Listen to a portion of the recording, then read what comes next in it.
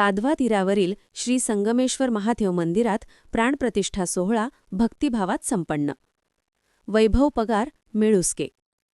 लखमापूर मेळुस्के रस्त्यावरील दक्षिण वाहिनी कादवा नदी तीरावरील अतिप्राचीन श्री संगमेश्वर महादेव मंदिरात शिवलिंग, माता पार्वती व नंदी महाराज यांच्या प्राणप्रतिष्ठा सोहळ्याचे आयोजन 4 ते 6 फेब्रुवारी या कालावधीत करण्यात आले होते.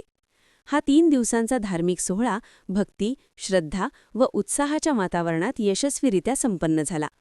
या पवित्र सोहळ्याची सुरुवात 4 फेब्रुवारी रोजी सकाळी शिवलिंग व शिवपरिवार देवतांची भव्य नगर प्रदक्षिणा काढून करण्यात आली.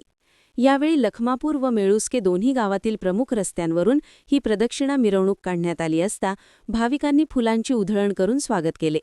त्यानंतर मंदिर परिसरात ब्राह्मण वृंदाचे वेदपठण, पूजन, हवन, वास्तुशांत, अभिषेक, गणपती पूजन आदी धार्मिक विधी पार पडले.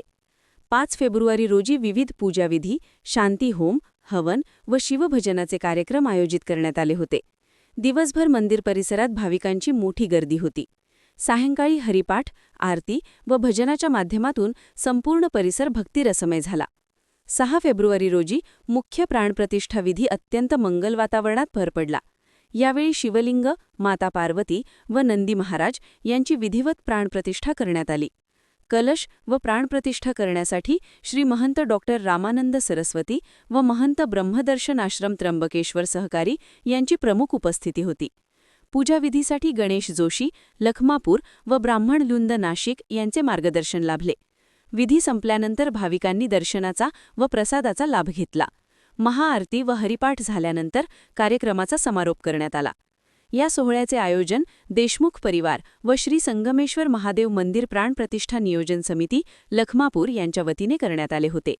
कार्यक्रम यशस्वी होण्यासाठी भाविक, ग्रामस्थ, देणगीदार, स्वयंसेवक व महिला मंडळाने विशेष परिश्रम घेतले. कार्यक्रमास परिसरातील भाविक मोठ्या संख्येने उपस्थित होते.